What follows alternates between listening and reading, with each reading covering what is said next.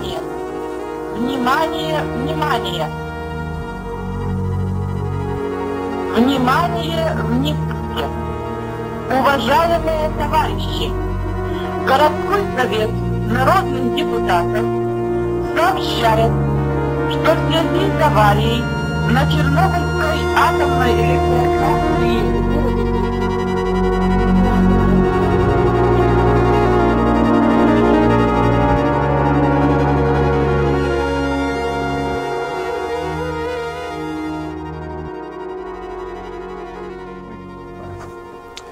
Bonjour à toutes et à tous et bienvenue pour cet épisode de la séquence Tchernobyl, questions philosophiques. Dans cette vidéo que nous avons intitulée « Difficile finitude », j'aimerais essayer d'envisager le rapport à la technique qui est toujours le nôtre, je pense, et qui illustre très bien la catastrophe de Tchernobyl. Comme vous le savez, tout commence lors de cette nuit d'avril 1986, une nuit particulièrement chaude pour ce début de printemps. La centrale nucléaire de Tchernobyl n'est pas si ancienne et des tests de sécurité pour le réacteur numéro 4 doivent être effectués.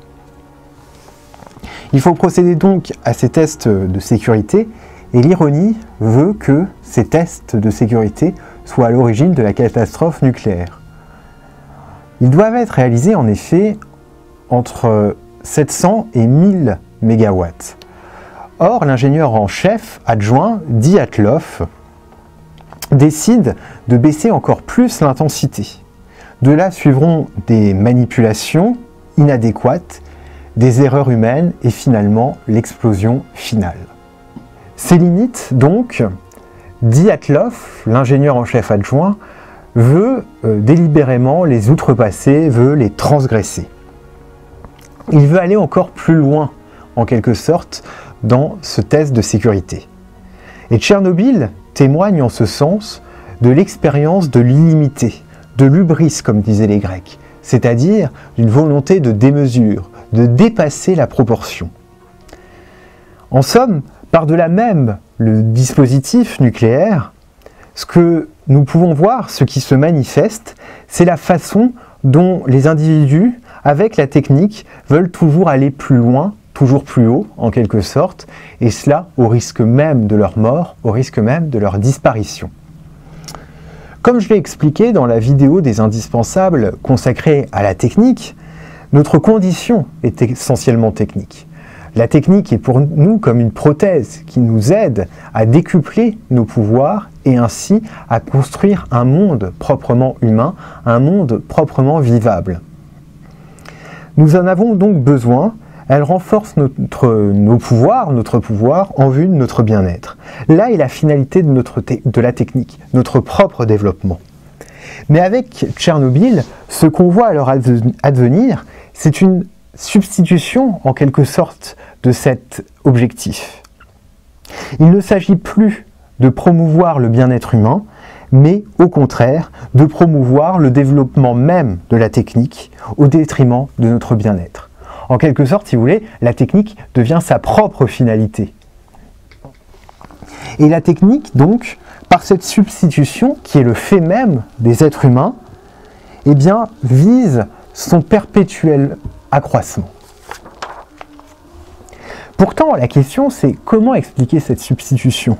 Car la technique, ce n'est pas quelque chose d'autonome, ce sont les êtres humains, ce sont les individus qui consentent à toujours accroître les pouvoirs de la technique, qui finalement substituent peu à peu le bien-être humain, qui substitue plutôt le développement de la technique, son accroissement au bien-être humain. Donc comment comprendre cela ? Comment comprendre que les hommes finalement préfèrent le développement, l'accroissement perpétuel de la technique plutôt que leur propre bien-être ? Eh bien, j'aimerais pour ce faire, pour expliquer cela, pour tenter de répondre à cette énigme, d'aller faire un petit détour avec vous dans une œuvre de deux philosophes, d'Adorno et Horkheimer, La dialectique de la raison, qui date de 1944 et qui me semble tout à fait éclairante pour comprendre ce point. En effet, dans La dialectique de la raison, Adorno et Horkheimer analysent ce qu'ils appellent l'Aufklärung.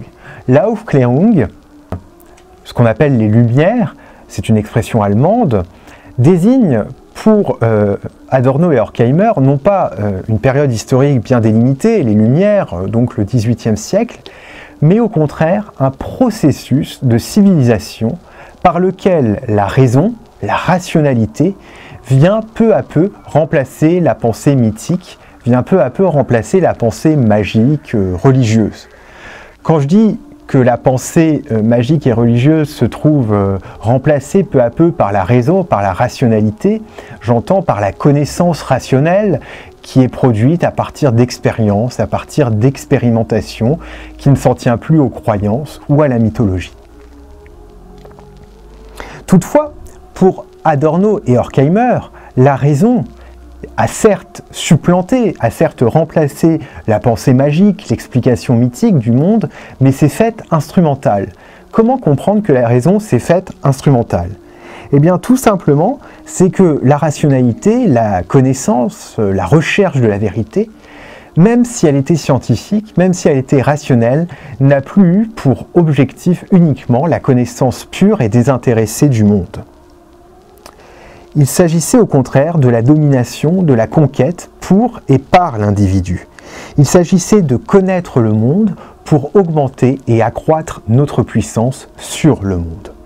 Et en ce sens donc, il n'est pas étonnant que la science se soit trouvée couplée en quelque sorte avec la technique.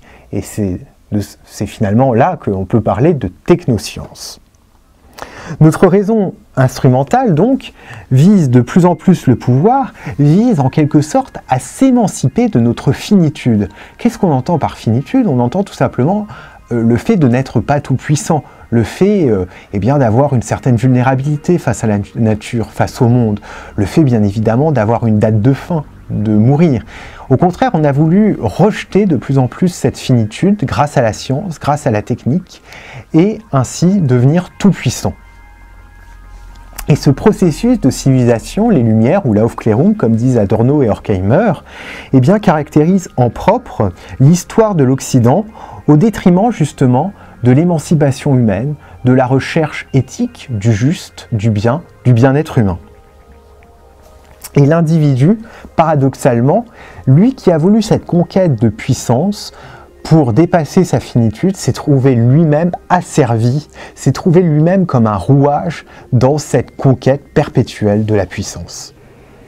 Et donc cette volonté perpétuelle de puissance que l'on retrouve dans le développement de la raison, dans le développement des sciences, couplée à la technique, on en trouve la preuve exemplaire dans une œuvre de Descartes, le discours de la méthode. En effet, dans cet ouvrage, Descartes nous livre en quelque sorte les principes méthodologiques qu'il faut appliquer, qu'il faut mettre en œuvre pour atteindre la vérité. Toutefois, l'objectif de la science, l'objectif de la recherche de la vérité, on le voit très bien, n'est en aucun cas la vérité pour elle-même, n'est en aucun cas la connaissance désintéressée pour Descartes. Et Descartes le reconnaît lui-même, puisqu'il s'agit, selon lui, de se rendre, je cite, comme maître et possesseur de la nature. Alors qu'est-ce que ça veut dire de se rendre comme maître et possesseur de la nature?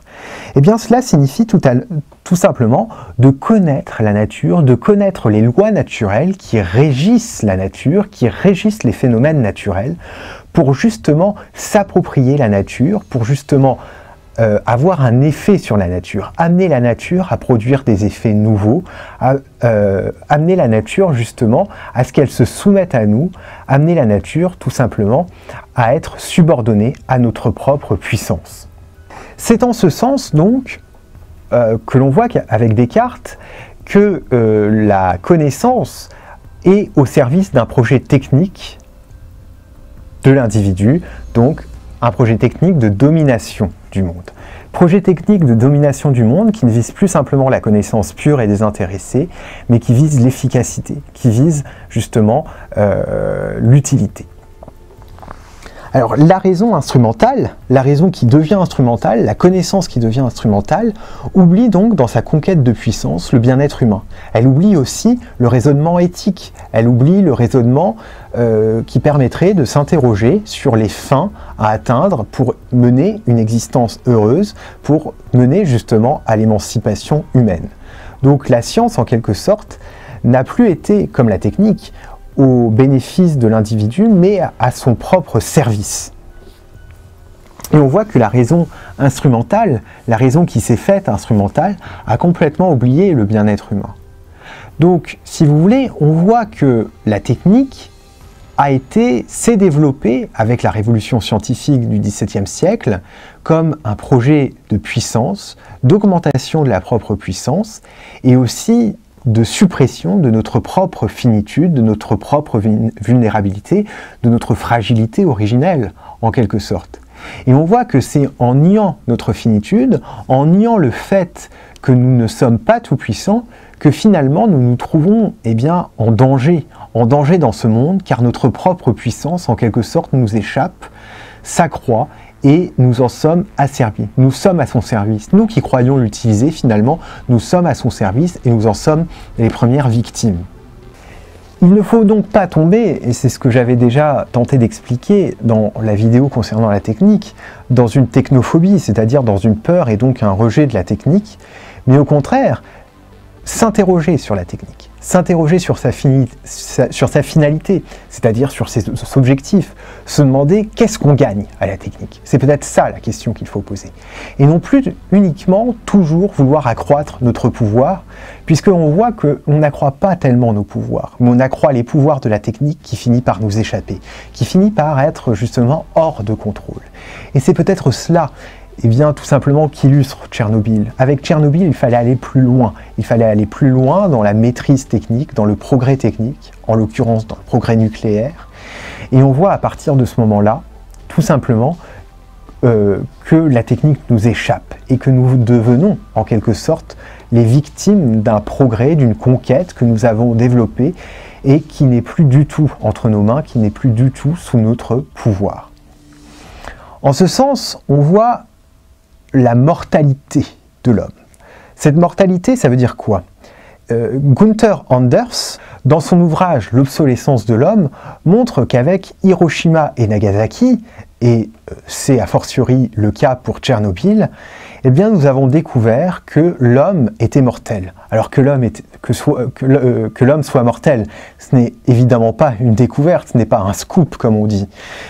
Mais Gunther Anders veut dire par là que l'homme est mortel au sens de l'humanité, qu'avec justement le développement de la technique, il peut très bien ne plus du tout y avoir de genre humain à la surface de la Terre, que l'humanité même ne puisse plus se reproduire, que l'humanité soit complètement absente et que nous ne puissions même plus constater son absence.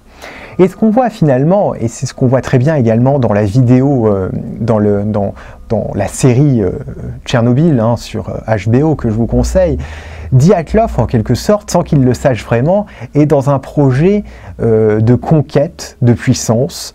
Il veut augmenter sa puissance, il veut aller toujours plus loin. Il y a également des déterminations politiques que j'examinerai dans une prochaine vidéo, mais il veut aller toujours plus loin en mettant en danger la population qui est autour de lui, en mettant en danger, y compris les employés de la centrale nucléaire de Tchernobyl. Et c'est cela qu'il faut bien comprendre, c'est cette volonté de démesure qui finalement revient vers nous comme un boomerang, revient vers nous pour tout simplement mettre en danger notre propre humanité, pour mettre en danger notre vie.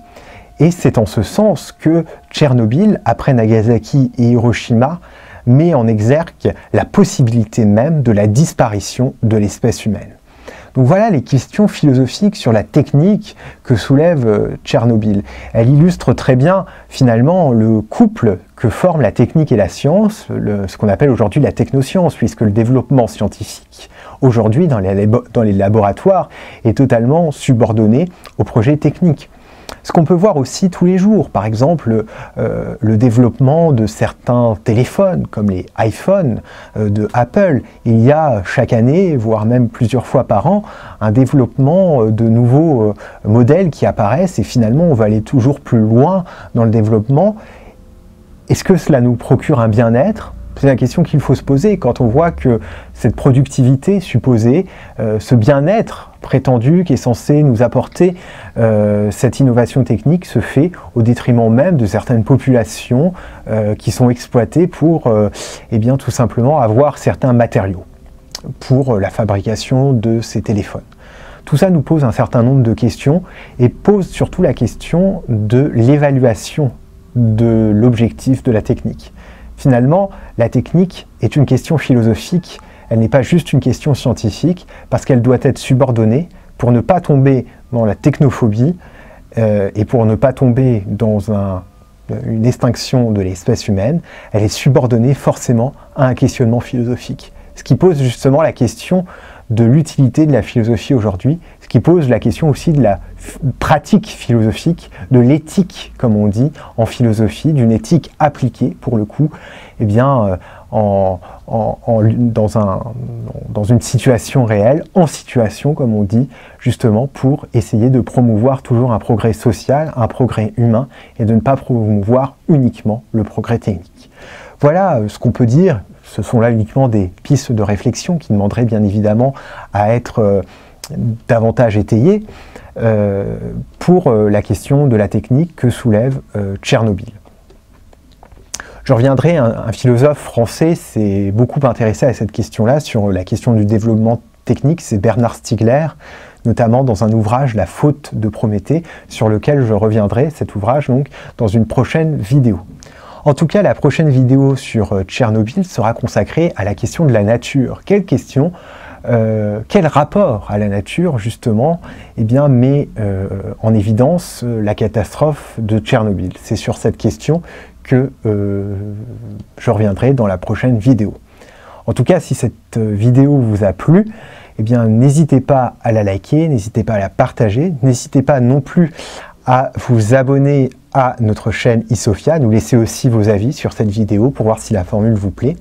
Moi, je vous retrouve pour une prochaine vidéo sur Tchernobyl, questions philosophiques, vendredi prochain. Et en attendant, je vous dis à bientôt.